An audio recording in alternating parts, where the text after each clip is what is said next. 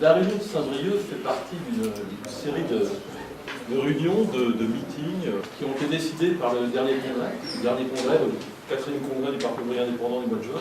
Il n'est pas question dans ces réunions que le Parti ouvrier indépendant soit face aux travailleurs, fasse des grandes déclarations et puis s'en aille.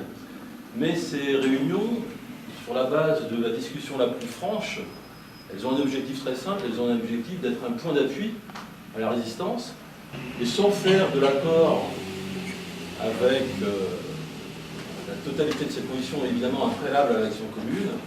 Il va essayer de construire ce rapport de force, on peut parler. Donc ce sont des meetings de dialogue, bien évidemment, mais également ce sont des meetings de combat.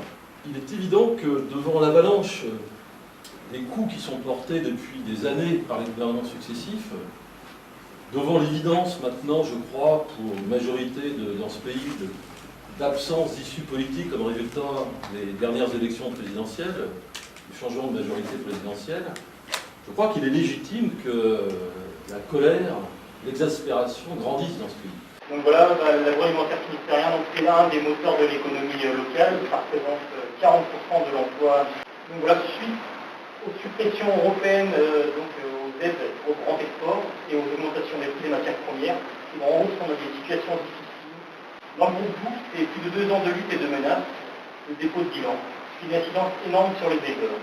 Pour Tapco, qui fonctionne à 90% à l'export, pour l'usine de Garetien, 4 emplois directs menacés. Pour Gaz, 1600 salariés, c'est le refus de créer une coopérative ouvrière, la menace de fermeture du site de Leopold-Guimiliau avec plus de 850 salariés, du siège à Morlaix, 50 personnes. L'avion deviendra hors de prix, cela devient une aberration écologique qui implique qu'une tranche de jambon passe des milliers de kilomètres.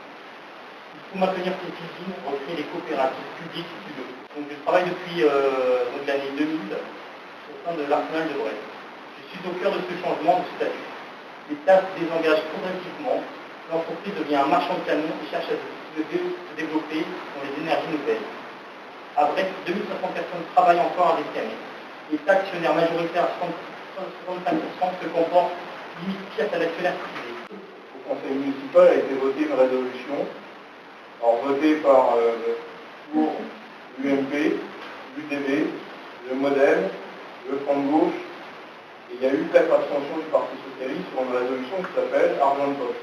Comme comité, on a sorti un tract où on rend public les extraits de ce qu'il y a à l'intérieur de ça. Il faut savoir que ça s'adresse aux jeunes qui ont entre 16 et 18 ans, qui sous prétexte, alors qu'il y a un assez de la ville qui est au chômage, qui officiellement maintenant il y a 50 logements qu'ils appellent sociaux qui sont supprimés depuis 3 ans, et que dans les 5 ans à venir, il y aura 900 collégiens au moins dans les collèges de Saint-Malo. Au contraire, c'est marqué sur le termement des missions.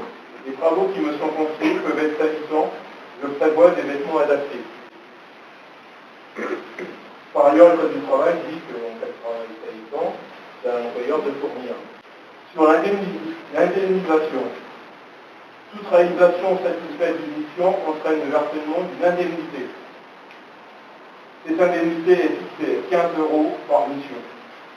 C'est des missions de 3 heures, ce qui veut dire que les gamins sont payés 4,28 € de l'heure. Toute mission pour laquelle les consignes n'ont pas été respectées, ou pour laquelle votre comportement n'a pas été jugé satisfaisant par les encadrants, ne sera pas indemnisé. Donc on a décidé on commence à faire circuler ça. Certains médias, certaines forces politiques, syndicales également, voudraient nous faire croire qu'il y a que la régression sociale est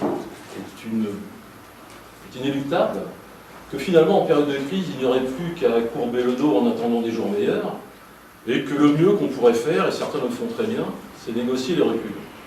Mes camarades, ce n'est pas notre position. La position des militants ouvriers, en tout cas, c'est celle du POI, c'est aucun recul n'est acceptable.